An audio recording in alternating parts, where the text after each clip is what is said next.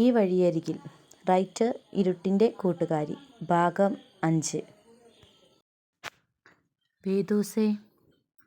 വീണ്ടും ശ്രീയേട്ടൻ്റെ ശബ്ദം. എനിക്ക് സംസാരിക്കണം. വാ എൻ്റെ കൂടെ. പലപ്പോഴും ഞാൻ എത്രയോ കേൾക്കാൻ ആഗ്രഹിച്ചതാണ് ഈ വാക്കുകളും ശബ്ദവും. പക്ഷേ അന്നൊന്നും എന്നെ ശ്രീയേട്ടൻ കണ്ടില്ല.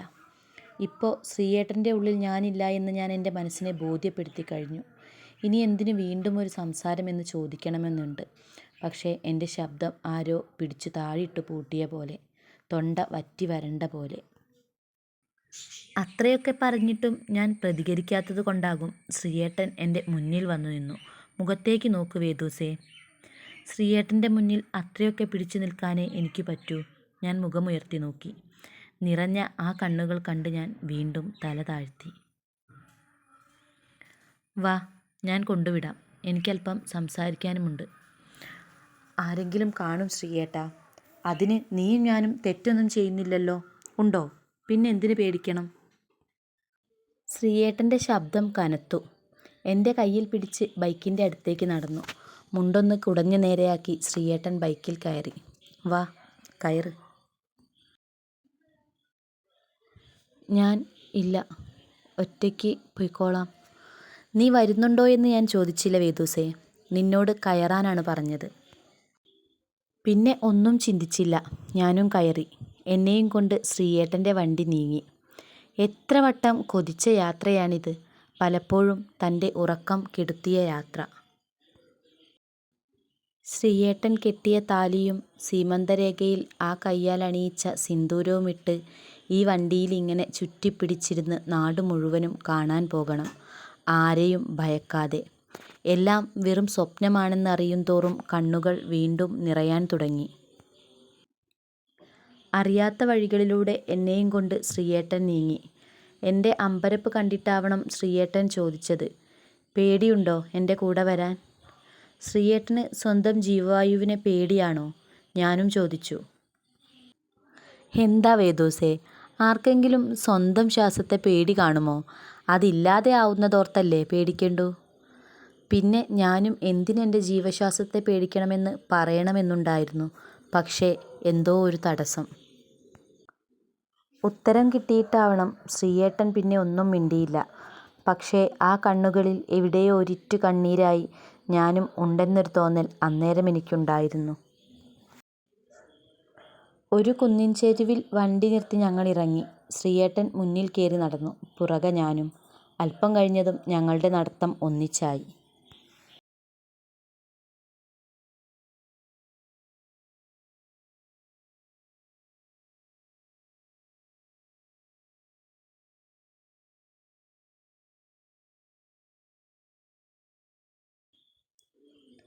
ഏതോ സിനിമയിൽ ആരോ പാടിയ വരികളാണ് എനിക്ക് ഓർമ്മ വന്നത്. കുറച്ചു ദൂരം നടന്ന ശേഷം ശ്രീയേട്ടൻ ഒരു സൈഡിലായി പുല്ലിലിരുന്നു. കൂടെ അല്പം മാറി ഞാനും. രണ്ടുപേർക്കും ഒന്നും സംസാരിക്കാൻ തോന്നിയില്ല. മൗനം പോലും മിണ്ടാൻ മറന്ന നിമിഷങ്ങൾ. വേദൂസേ.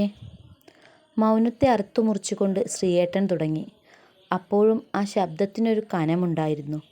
ഞാൻ മിണ്ടിയില്ല, താഴേക്ക് തന്നെ നോക്കിയിരുന്നു. മുഖത്ത് നോക്ക് വേദു. ശബ്ദം മാറിയതും ഞാൻ മുഖത്തേക്ക് നോക്കി. ഇനി പറ, എന്താ നിന്റെ പ്രശ്നം? എന്താ നീ സെൻറ്ററിൽ വരാത്തത്? അറിയാമായിരുന്നിട്ടും പിന്നെ ഈ ചോദ്യത്തിന് എന്താണ് പ്രസക്തി എന്ന് ഞാൻ എന്നോട് തന്നെ ചോദിച്ചു. ചോദിച്ചത് കേട്ടില്ലേ വേദു നീ? എനിക്ക് പോണം. അതാണോ എൻ്റെ ചോദ്യത്തിൻ്റെ ഉത്തരം? ഏട്ടൻ വരാറായി. കണ്ടില്ലെങ്കിൽ അമ്മ അന്വേഷിക്കും. മുഖമൊക്കെ വലിഞ്ഞു മുറുകിയിരിപ്പാണ് ശ്രീയേട്ടൻ. അറിയട്ടെ, ആരെങ്കിലും അവഗണിച്ചാലുള്ള വേദന. എന്നോടുള്ള ദേഷ്യം കൊണ്ടാണോ എന്തോ കയ്യിലുള്ള പുൽക്കൊടിയെ ഞെക്കി പിഴിയുന്നുണ്ട്. അല്പസമയം കണ്ണടച്ചിരുന്നു. പിന്നെ ആൾ പോക്കറ്റിൽ കൈയിട്ട് ഫോണെടുത്ത് ആരെയോ വിളിച്ചു. ഹലോ, എടാ വിനു, നീ എവിടെ? വിനു എന്ന് കേട്ടതും എൻ്റെ 2 കണ്ണും പുറത്തു വന്നു. അത് കണ്ടിട്ടാവാം ആൾ ഫോൺ സ്പീക്കറിലിട്ടു. ഞാൻ വീട്ടിലേക്ക് പോകുന്ന വഴിയാണ്. എന്താടാ ശ്രീ, എന്താ കാര്യം?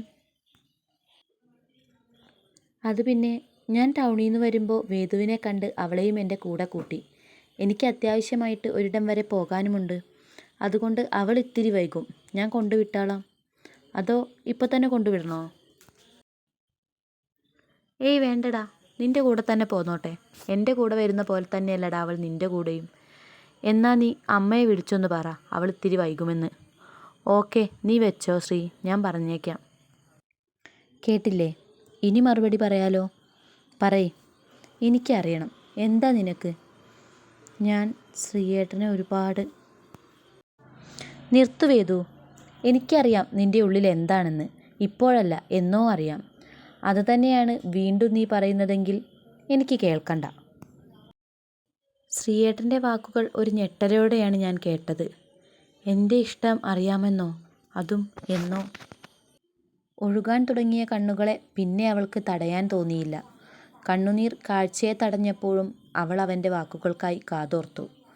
അവൻ ഒന്ന് ശാന്തനായി പറഞ്ഞു തുടങ്ങി. അതെ വേദൂസേ, എനിക്കറിയാം നിനക്കെന്നെ ഇഷ്ടമായിരുന്നുവെന്ന്, ഇപ്പോഴും ഇഷ്ടമാണെന്ന്. അപ്പോൾ ഇത്ര കാലം എന്നെ ഒരു മണ്ടിയെപ്പോലെ കളിപ്പിച്ചല്ലേ ശ്രീയേട്ടാ? അത് കേട്ടതും ശ്രീ ഒന്ന് തറഞ്ഞു നിന്നു. പിന്നെ അവളുടെ കയ്യിൽ പിടിച്ച് അവൻ്റെ കൈക്കുള്ളിൽ വെച്ച് പറഞ്ഞു, മണ്ടിയാക്കിയത് ഞാനല്ലല്ലോ വേദു. എല്ലാം അറിഞ്ഞിട്ട് പോലും ഒന്നും അറിയാത്ത പോലെ നിന്നോട് ഇത്ര കാലം പെരുമാറിയതാണോ ഞാൻ നിന്നോട് ചെയ്ത തെറ്റ്? വേദു അവൻ്റെ കണ്ണിലേക്ക് നോക്കി, അതേ എന്ന പോലെ. പിന്നെ ഞാൻ എന്തു വേണമായിരുന്നു? ഒരു 15 വയസ്സുകാരിയുടെ പൊട്ടത്തരത്തിന് കൂട്ടുനിന്ന് നിന്നെ എനിക്കിഷ്ടമാണെന്ന് പറയണമായിരുന്നോ? ഞാനും ആ 15 വയസ്സുകാരിയുടെ പക്വത കാണിക്കണമെന്നോ? അപ്പോൾ നമ്മൾ തമ്മിൽ എന്താ വ്യത്യാസം? ഇപ്പോൾ തന്നെ ഞാൻ വിളിച്ചപ്പോൾ വിനു പറഞ്ഞത് നീ കേട്ടില്ലേ?